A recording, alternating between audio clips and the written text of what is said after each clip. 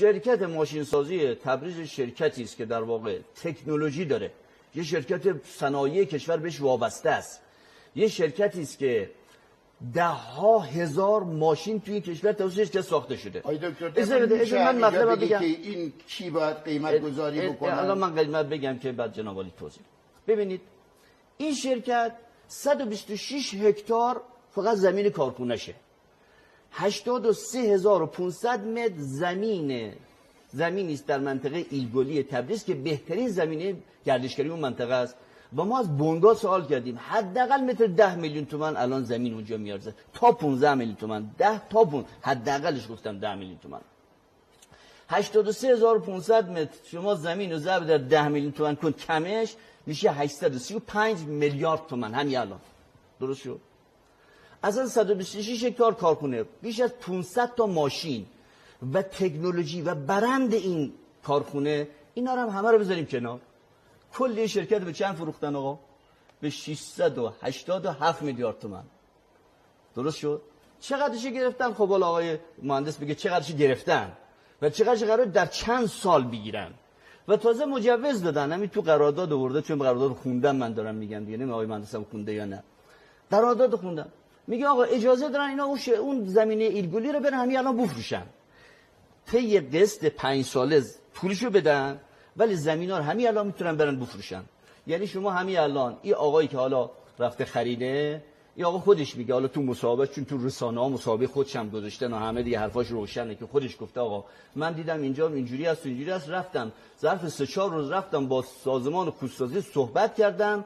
هم ایشون خودش میگه من با مذاکره خریدم، مزایده در کار نبوده آقای مهندس، هم خود مدیران در واقع خودسازی اینجا من دارم مطلبش که کی چی گفته، اینو با مذاکره فروختن و کاملا پنهان.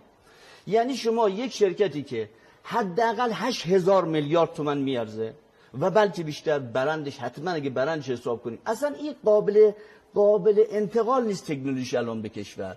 یعنی به قیمت نمیاد شرکت ماشین سازی، به قیمت. اولین نگاه ما بر شفافیت هست. یعنی آقای مهندس صبحانی فر که نماینده ناظر در همون مجموعه خصوصی سازی بودن، در اون هیئت واگذاری بودن چندین سال. خب من نمیدونم حالا ایشون، من که هرچی تلاش کردم از طریق دیدبان شفافیت، نامه‌هایی که نماینده‌ها نوشتن، قراردادها رو نتونستیم بگیریم، قراردادها رو سازمان خصوصی نتونستن بگیرن. خب سازمان خصوصی بود توی مدت قراردادهایی که برای واگذاری اموال ملت داشته، این قرارداد رو بود اصلا منتشر میکرد. همین مردم قانون هستن، مواد قانونی است که من میتونم اینجا براتون بخونم، ولی چون وقت نیست دیگه روشن هست، هم در قوانین هم در آیین نامه ها. باید تمام این موارد، فرایند خصوصی سازی از قبل و بعد از واگذاری همه چی شفاف میشده و مردم میدونستند. خب این اتفاق نیفتاده و نه مردم خبر دارن و نه متاسفانه اکثر نمایندگان خبر دارن. ما با فشاری که آوردیم در همین چند ماه پیش راجع به واگذاری شرکت ماشین سازی تبریز، اونم در زمان آقای کرباسیان که دیگه هم استیضاحش مطرح بود و هم فشار زیاده بود و آقای امیرآبادی تقاضا کرد و دیدبان شفافیت و عدالت تقاضا کرد، اون موقع ما تونستیم در واقع قرارداد واگذاری شرکت ماشین سازی تبریز رو بگیریم. یک قرارداد دیگه هم که دستمون رسیده، اونم به صورت قاچاقی دستمون رسید. اینا هر چی پیگیری کردیم قراردادها رو نمیدادن. لذا مثلا همین ماشین سازی تبریز خب بالاخره خودش یه فهرست بلندی از تخلفات توش هست و حالا ماشین سازی تبریز هست، این بحث شرکت نشیکر هفت تپه هست، این بحث مغان هست، بحث نمیدونم مجتمع گوشت اردبیل هست. یه حالا از آقای صبحانی فر که نماینده ناظر در همین هیئت واگذاری بودن چندین سال، خود ایشون بفرمایند چقدر در این زمینه شفافیت ایجاد شده، یک، و آیا واقعا قوانین در این زمینه اجرا شده؟ یعنی کارشناسان طبق قانون بود، کارشناسان به صورت خاصی اینا انتخاب می شدن و یک هیئتی اصلا طبق قانون باید اموال ملت وقتی بیش از 2 میلیارد و 200 میلیون تومان یک معامله میخواد صورت بگیره، کارشناسان باید در یک هیئتی متشکل از مسئولین مختلف بیان، هیئت عالی رتبه‌ای در قانون پیش بینی شده که اینا بیان بشینند و کارشناسان انتخاب کنند. هیچ کدوم از این موارد اتفاق نیفتاده و اکثر این خصوصی سازی که تا الان توی این مدت، حالا مخصوصا توی این چند ساله اخیر، حالا در گذشته هم خصوصی سازی که اتفاق افتاده اونا عمدتاً خصولتی‌ها آمدن گرفتن، اونا هم یه اشکالات دیگه با سر جای خودش هست و داره، ولی به خاطر عدم شفافیت به ویژه تو این سالهای اخیر و امسال که دیگه این بحث هفت تپه و اعتراض کارگران اونجا اتفاق افتاد، اعتراضات کارگران و مردم در خصوص اون واگذاری مغان اتفاق افتاد و اعتراضات در خصوص به ویژه ماشین سازی تبریز اتفاق افتاد و بخشی از حقوقدانها، بخشی از مردم اومدن تو میدون آقا چه اتفاقی داره میفته؟ مگر میخوایم کوش کنیم از این کشور بریم که چوب حراج برداشتید به 1/10 به 1/15 قیمت بیاد اموال ملت رو میفروشید به یک افرادی که صلاحیت ندارن. اولین قدم اینه که بالاخره قیمت باید قیمتی باشه طبق قانون انجام بشه. دومین مسئله اگر موافقه اول بحث شفافیت رو بهش بپردازیم بعد برسیم به قیمت و بله بسیار خوب. خب بسم الله الرحمن الرحیم. همینطور که آقای دهقان همکار خوب ما اشاره فرمودن، خودسازی یک اصلی هستش که گریزی نداریم. سیاست‌های مقام معظم رهبری هست که ابلاغ فرمودن بایستی واگذار بشه. در 3 گروه هم تقسیم بندی شده. گروه 3 هست که در اختیار دولت قرار میگیره. گروه 2 هست که 80% باید واگذار بشه. گروه 1 هم هستش که به هر حال اینها در اختیار خدمت شما عرض بشود که مردم باید قرار بگیرن و واگذار بشه، اقتصاد به دست مردم. این که فرمودین ما در دفاع از خودسازی، طبیعی هستش که هر کاری نواقصی داره و بنده هم در دفاع از عملکرد دفاع خواهم کرد، ولی به هر حال نواقصی شاید تو کار باشه. در هر کاری به هر حال نواقصی هست. اینکه آقای دهقان فرمودن که شفافیت، سازوکار قانون سازوکاری تعریف کرده، برابر قانون هستش. چطور میشه بگیم که شفافیت نیست در صورتی که فراخوانی که داده میشه میگن این بنگاه با این شرایط داره واگذار میشه، مزایده گذاشته میشه.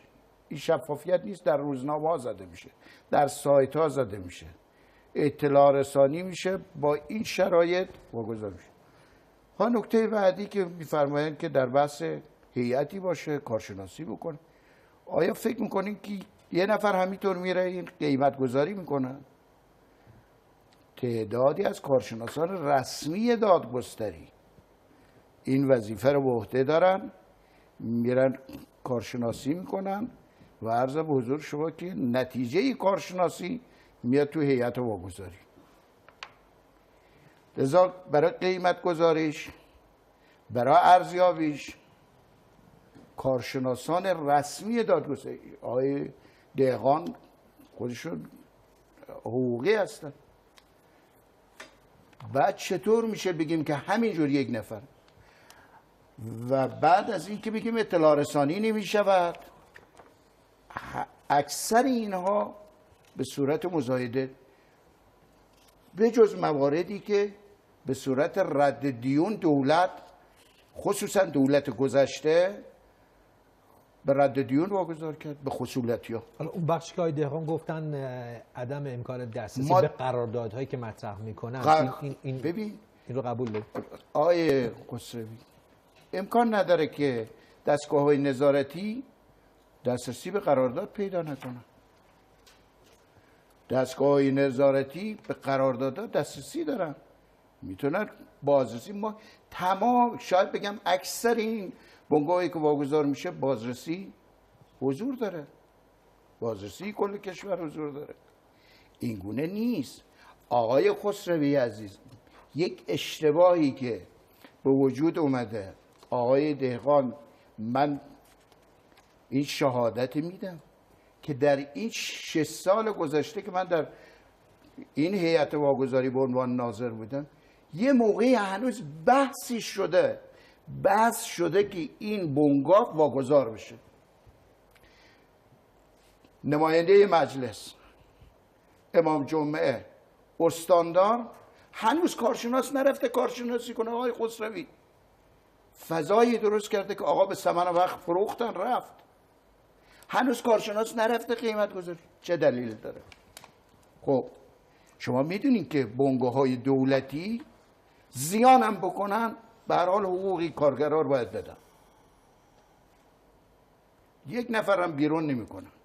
ضمنی که در قانون هم اومده بنگاهی که فروخته میشه بایستی بحث بازنشستگی زودتر از موعد اگر درخواست کردن انجام بگیره، بازخریدی خواستن انجام بگیره، تا 5 سال هم تضمین بکنه که کارگرای اونجا رو بایستی نگه داره. حالا اون بحث بعدی است که بحث بعد از میخوام بگم واگذاریه. که این فضایی رو که آقای دکتر دهقان میفرمایند اینها فضایی هست که بیشتر غالب میشه، حواشی درست میکنه.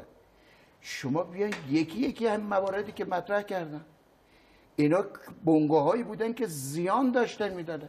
الان اصلا این بنگاهایی که مطرح کردن من نمیخوام اسمشار ببرم، یه بنگاه 450 میلیارد تومان زیان هم باشته داشته، سالی بیش از 40 میلیارد تومان زیان داره میده، دولت داره خزینه‌اش تحمل میکنه.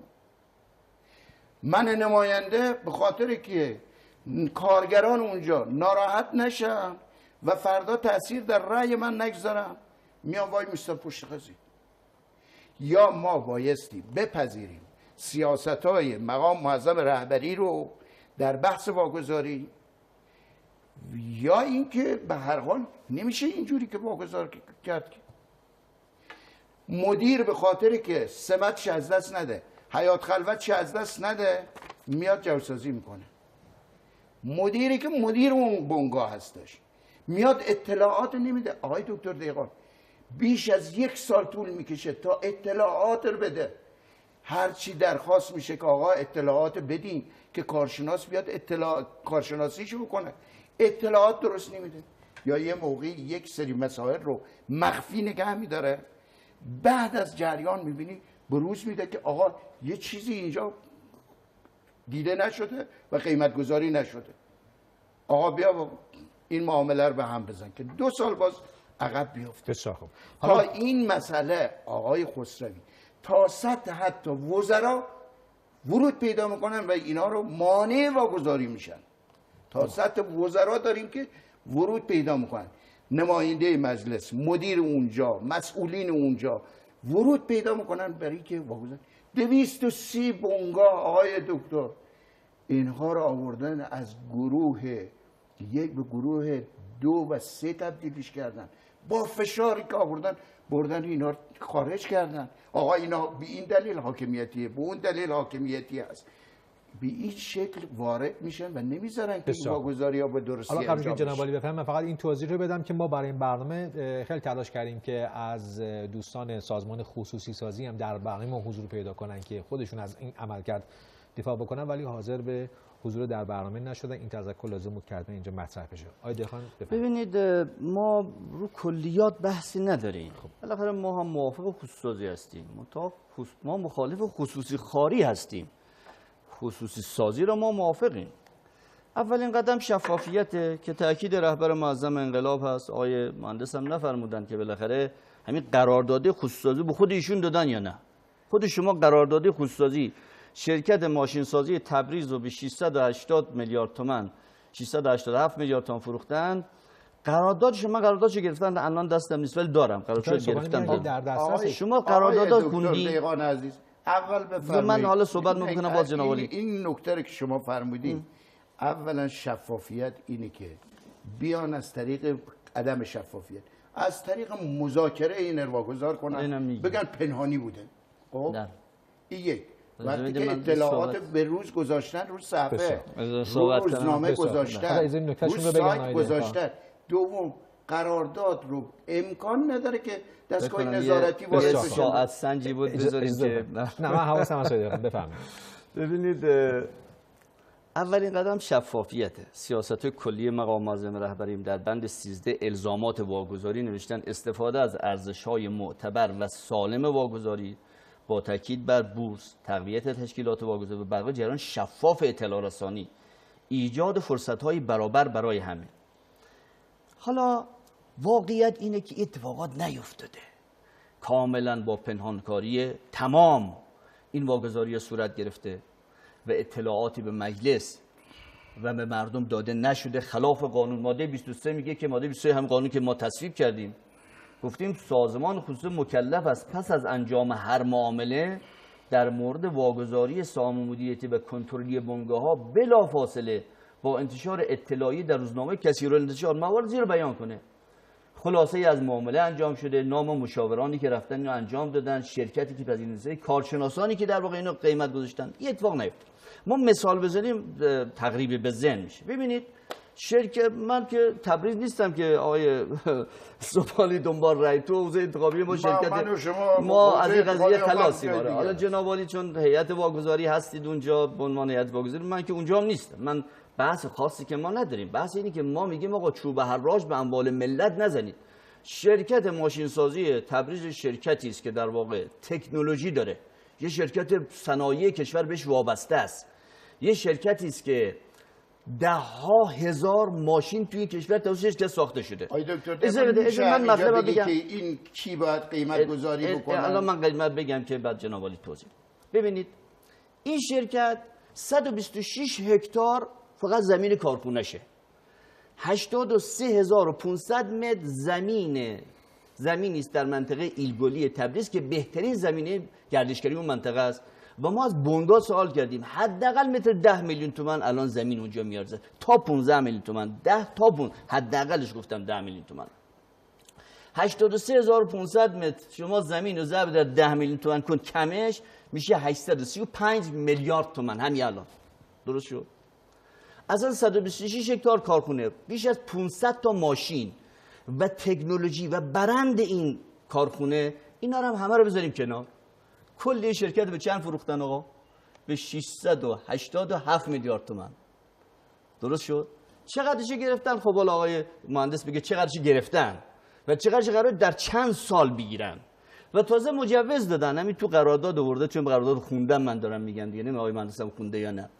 قرارداد خوندم، میگه آقا اجازه دارن اینا اون زمینه ایلگولی رو برن همین الان بفروشن، طی قسط 5 ساله پولشو بدن، ولی زمینا رو همین الان میتونن برن بفروشن. یعنی شما همین الان این آقایی که حالا رفته خریده، این آقا خودش میگه، حالا تو مسابقه، چون تو رسانه‌ها مسابقه خودش هم گذاشتن و همه دیگه حرفاش روشنه که خودش گفته آقا من دیدم اینجا اینجوری است و اینجوری است، رفتم ظرف 3-4 روز رفتم با سازمان خصوصی صحبت کردم. هم ایشون خودش میگه من با مذاکره خریدم، مزایده‌ای در کار نبوده آقای مهندس، هم خود مدیران در واقع خصوصی اینجا من دارم مطلبش که کی چی گفته، اینا با مذاکره فروختن و کاملا پنهان.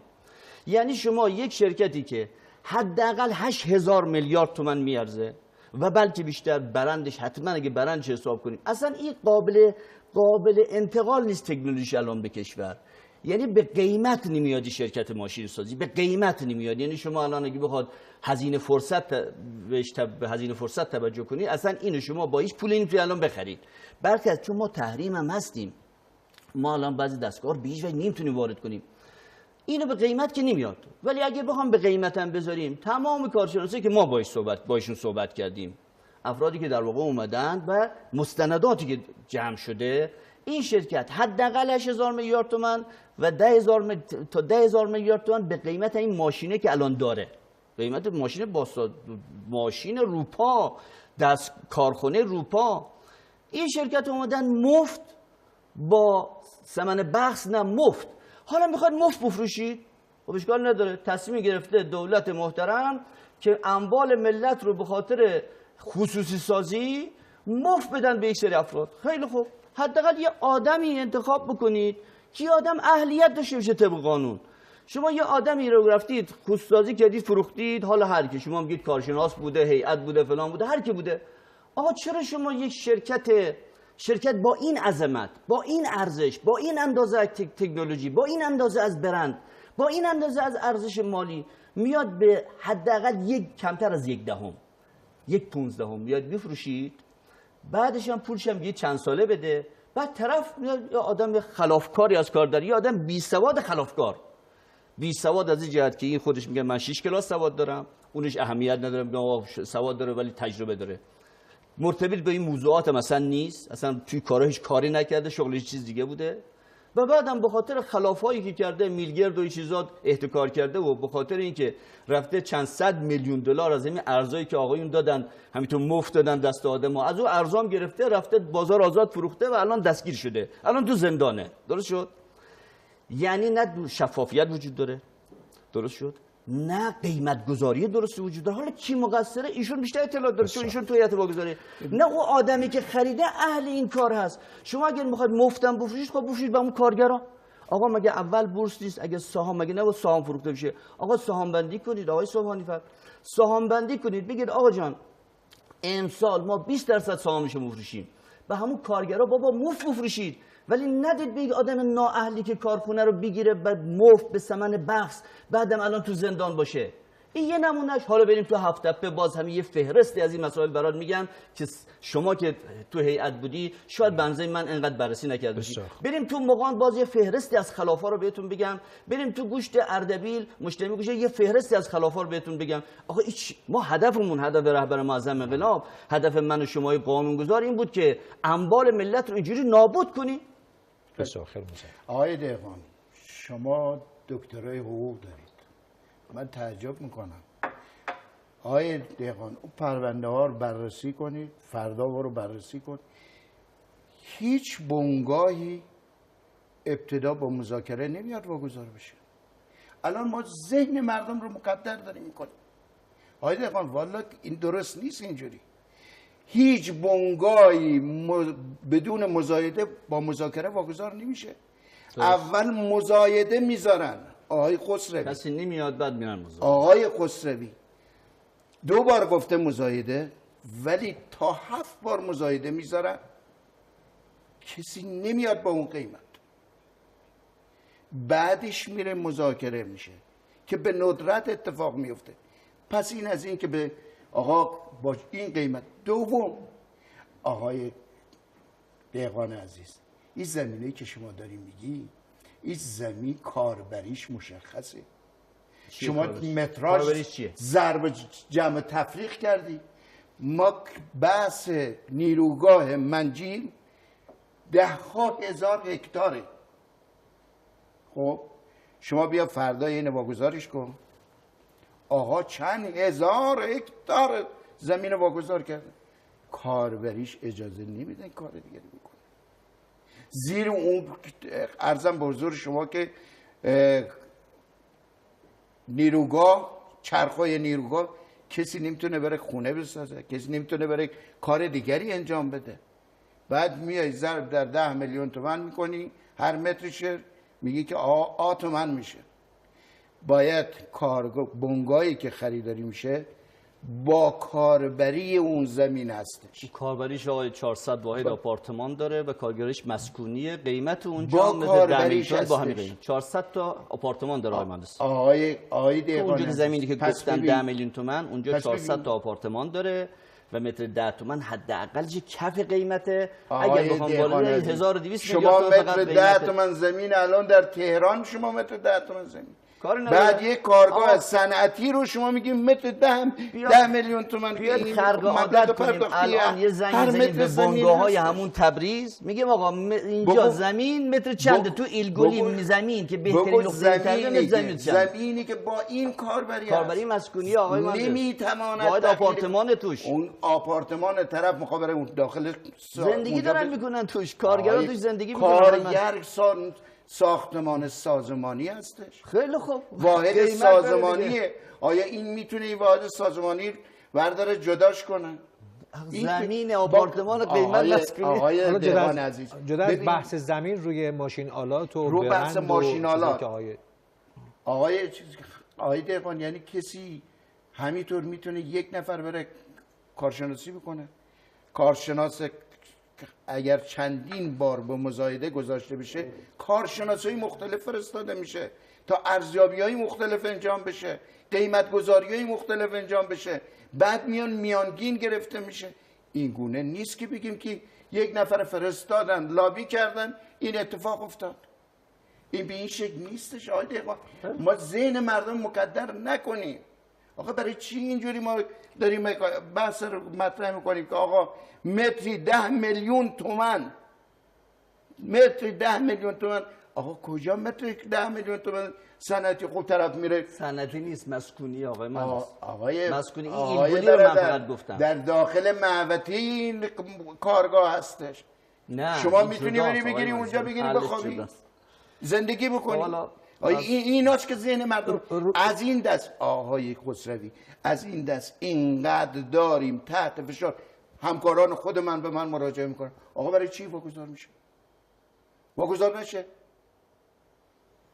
روی اهلیت چطور آقای سوهانی فرد؟ بحث اهلیت هم همینطور. بحث اهلیت یکی از مواردی هستش که توجه میشه بهش، ولی یه موقعی مزایده گذاشته میشه 3 نفر 4 نفر شرکت میکنن. عرضم به حضور شما باز اهلیت رو در مابین اونا لحاظ میکنن، ولی اتفاق هم افتاده طرف سرمایه‌دار هستش اومده خرید کرده. عرضم به حضور شما که مدیر کارگاه داره، خیلی جاها موفق شده، یه جاها موفق نشدن. آقای خسروی ما اومدیم کارگاهی داریم واگذار میکنیم که نوسازی میخواد. این کارگاه ها میخواد به روز بشه، تکنولوژی جدید بیاره. خب بدبخت رفته گیر کرده تو. تا دیروز از بودجه دولت میگرفته سالی 30 میلیارد 40 میلیارد. من اینجا آمار دارم. ببین زیان انباشته هفته 345 میلیارد تومان، سال 25 تا 30 میلیارد تومان خسارت میداده. زیان آلومینیای المعدی 450 میلیارد تومان زیان انباشته داشته. خب شما ببینید چجوری این بعد طرف بیاد که اینه نجات بده. نجات داده. آقای خسروی ما خودسازی در آلمان، آقای دهقان میدونه، در آلمان با $1 فروختن واگذار کردن، ولی بهش گفتن که آقا شما مشروط به این که توسعه بدی، تعداد کارگرت افزایش بدی، بهره‌وریت ببری بالا، درآمد ببری بالا که چرخ اقتصاد کشور بچرخه.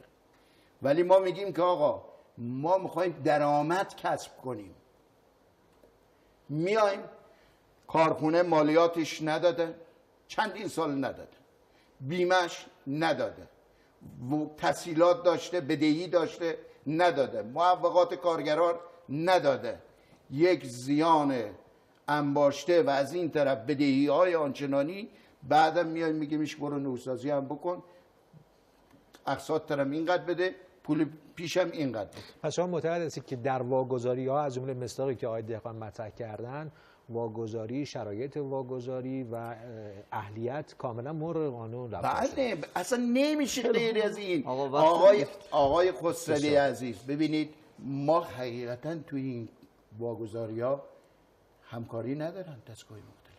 دادستان آقای دهقان ما در قانون گفتیم هیئت داوری باید باشه. چرا مراجعه نمی‌کنن به هیئت داوری؟ فوری میرن جلو کار رو میگیرن. آقا یک کار خلاف شده دیگه، خلاف اتفاق افتاده. قانون من آقای دهقان قانون وضع کردیم، اگر شبهه‌ای هست، اگر اختلافی هست به هیئت داوری ارجاع بشود، در هیئت داوری بررسی بکنن، نتیجهش یا معامله رو باطل کنن یا بگن که اینقدر خسارت زدین باید پرداخت بشه. کمیسیون ویژه نظارت بر اصل 44 اگر درست انجام نمیشه، آقای دهقان چرا یک بار به کمیسیون ویژه نظارت بر اصل 44 ارجاع نداد اینا؟ اجازه میفرمایید؟ بله بفرمایید. آقای سوالی بر بیش از من صحبت می‌کنم. عرض خدمت شما طبق دستورالعملی که در همین خصوص واگذاری انجام شده، مذاکره اگر بخواد از طریق مذاکره واگذار بشه آقای مهندس، حتما بود با مدیران یا گروهی از مدیران و کارشناسان متخصص همون بنگاه بود واگذار بشه. مذاکره هم اشکال نداره، شما مزایده گذاشتید کسی نمیاد بخره. البته یه اتفاقی هم افتاده، این شرکت ها متاسفانه قبل از واگذاری کم کم یه کارش نمیدونن چیکار میکنن که یه خورده زیانده بشه، بعد یه بهانه پیدا بشه بره فروختنش. حالا کار نداریم نمیخوام وارد بشیم، اما مذاکره میخواد، قانون داریم، باز دستور عمل داریم. بود با متخصصان همون بنگاه واگذار کنید، نه به یک آدم بی سواد متخلف که به خاطر چند خلاف تو زندان به سر میبره. درست شد؟ این یک. دوم که آلمان، بله یه شرکت ورشکستر میگیرن، میگن آقای سبحانی فر جنابالی که مدیر قوی هستی، صنعت خوندی، بلدم هستی، به این شرکت رو مفت بهت میدیم، اما با این شرط شما ظرف این مدت زمان اینو احیا کن. اینو از طریق دادن مفروشی شرکت روپا، صنایع مادر، صنایعی که صدها هزار دستگاه توی کشور ساختن و الان دستگاه بسیاری از این کشور اطراف ما، یعنی الان ماشین سازی تبریز که حالا ازش الان عبور میکنم دیگه، الان ما مثلش در خاورمیانه نداریم اصلا. تکنولوژی ما دیگه نمیتونیم بیاریم. این شرکت میارن به آدم 6 کلاس سواد، چیز متخلف، اگه 6 کلاس سواد بود زندان الان نمیبود به خاطر چندین خلافش. حالا خلافش چجوری انجام داده؟ خلافش ایشون رفته دلارهای، همین دلارای 4200 تومانی که آقا مفت دادن، رفت همین تو غارت کردن اموال ملت رو، همین دلارا رو این آقا از طریق اون شرکت هفت تپه، حالا ببین چطور دلارا رو گرفت، چطور با هم متصلن اینا. آقای سبحانی فر فکر اینا عادی، او در شمالی در جنوبه، چه ارتباطی اینا با هم دیگه دارن؟ شرکت ماشین سازی تبریزی آقای که الان زندانه، از چه طریق دلار چه گرفته؟ چند صد میلیون دلار گرفته از طریقش مدیران متخلفه که یکشون باز تو زندان الان، هفت تپه هم یکی از مدیران تو زندان، یکشون چند وقت فراری بود و الان چند تا مدیر بانک مرکزی آقای سبحانی فر الان زندانن. شما هم خبر دارید، ما هم خبر داریم. میدونید چرا اینا زندانن؟ همین آقایی که خرید شرکت ماشین سازی تبریز، همون آقایی که هفت تپه رو خریده، به اونا رشوه دادن. او بدبختا به خاطر رشوه گرفتن، بدبختا که حقشونه تو زندانن. اما این آقایی که تو هفت تپه است، به خاطری که 7000 کارگر رو سپر انسانی خودش کرده، زندان هم ننداختنش. خب بعد این آقا دلار رو از طریق او آقا رفته از بانک مرکزی گرفته، چون او دلال دلار بوده. اصلا هفت تپه رو دلالان دلار اومدن خریدن. یکی از اینا به نون کلان زندانه، به نون شبش محتاج بود آقای سبحانی فر. ما با خصوص سازی درست مخالف نیستیم، اما با غارت اموال مردم مخالفیم، با مفروشی مخالفیم. شما ببینید آقای، حداقل شما اینجا که من عرض کردم 8000 کمش، یعنی 5000 میلیارد تومان فقط قیمت زمینه. آقا 126 هکتار زمین، البته بله کاربری 126 هکتار زمین است، خود کارخانه صنعتیه، اما 83500 متر زمین ایلگلی که حداقل متر 10 میلیون تومان میارزه، مسکونیه با 400 واحد آپارتمان ساخته شده که مردم توش دارن، همون کارگران توش زندگی میکنن. اون بگذاریم بریم هفت تپه. هفت تپه آقای مهندس سبحانی فر هفت تپه 24000 هکتار زمین داشته، فقط زمینش. درست شد؟ من از نمایندهشون پرسیدم، گفتم شما بررسی کردید؟ گفتم من بررسی کردم. آقا اگه میخواستن مفت بفروشن حداقل میادن به کارگرا میدادن، به خود کارگرا میدادن که این کارگرا روحیه پیدا کنن، امید پیدا کنن، کار بیشتری انجام دادن. اگر به قول شما 30 میلیارد تومان هم زیان میداده، اون کارگرا با کار بیشتر، چون دیگه مال خودشون بود، اون زیان رو جبران میکردن. شما چیکار کردید تو هیئت واگذاری؟ شما اومدید دو آدم متخلف، جعل کننده، که اینا من دیگه سنداشو دارم، ما علیکی حرف نمیزنم، جائل و رشوه دهنده در حد چند صد سکه ها، نه رشوه دهنده عادی، آدمی که تو زندانن دیگه از بانک مرکزی معلومه. شما این هفت تپه 24000 هکتار زمین با اون عظمت، با اون اندازه از در واقع کارگر، رفتید به دو تا آدم متخلف واگذار کردید، هم به ثمن بخس. یعنی به چقدر واگذار کردید؟ شما میدونید هفت تپه چند شما فروختید؟ مفت. یعنی الان اگه این هفت تپه رو حداقل 1/15 قیمت شما رفتید فروختید، هفت تپه رو 1/15 قیمت رفتید فروختید. اگر میفروختید خوب بود. در چندین سال پیش 2600 میلیارد تومان قیمت گذاشتن. قیمت الان که 8000 میلیارد تومان حداقل، اگه الان بخوام قیمت به زمینش بگذاریم، فقط 8000 میلیارد تومان، 7200 میلیارد تومان فقط زمینش میارزه الان. اما قیمت گذاشته بوده دیگه، ما قیمت الان حساب نمی‌کنیم که چقدر. به قیمت اون زمان کردن 2600 میلیارد تومان. هم دیگه جناب عالی فرمودید گذاشتن مزایده کسی نیومده. بله اینا مجبور بودن، چون می‌خواستیم از کشور کوچ کنیم بریم، عجله داشتیم می‌خواستیم حتما بفروشیم، آمدیم گفتیم 900 میلیارد تومان، 2600 میلیارد تومان آوردیم 900 میلیارد تومان. 900 میلیارد تومان چیکار کردن؟ گفتن 680 میلیارد تومان که بدهی داره به مالیات به فلان فلان بدهی داره. خیلی خوب چقدر میشه؟ 222 میلیارد تومان. 222 میلیارد تومان چقدر شو بدید؟ 5% آقا شما بدید کافیه. خیلی خوب چقدر میشه؟ 10 میلیارد و 500 میلیون تومان. یعنی یه شرکتی که الان 7000 میلیارد تومان فقط زمینش میارزه، شما به 10 میلیارد تومان دادید به 2 تا آدم متخلف که یکیشون الان زندانه. یکیشون زندانه. بحث ما اینه، مفروشی غارته. بحث ما این نیست که شما درست خصوصی سازی بکنید. این بلا رو چرا سر کشور میاری؟ بعد این چه ارتباطی است بین ماشین سازی تبریز در شمال با هفت‌تپه در خوزستان که اون میاد از این طریق میره ارزش از بانک مرکزی میگیره؟ اینا چه ارتباطی دارن؟ او آقایی که الان تو زندان بابت ماشین سازی تبریز، او چطور ظرف خودش میگه ها مصاحبهشه، میگه من 3-4 روز بعد که فهمیدم که رفتم با خصوصی صحبت کردم و اومدن با مذاکره من واگذار کردن. خیلی خوب مزایده حتما گذاشته، من نمیدونم چطور مزایده توی چند روزه گذاشتن. ان شاء الله همه این کارا قبلش صورت گرفته بوده. حرف ما آقای مهندس بازم اینه، میگه ما خصوصی سازی درست اونجا که غارت شده با جلوش میگیرن. اون خصوصی سازی هایی که درست انجام شده که ما اسمش نمیبریم، خدا پدرشون بیامرزه. اگر شما نمونه های خصوصی سازی، شما یه فهرستی، ما دیگه من و جنواری که مجلسیم دیگه ها، یه فهرستی از این خصوصی سازی هایی که خصوصی خاری و مفخاری نبوده بنویس، بگه آقا اینا رو ما درست فروختیم.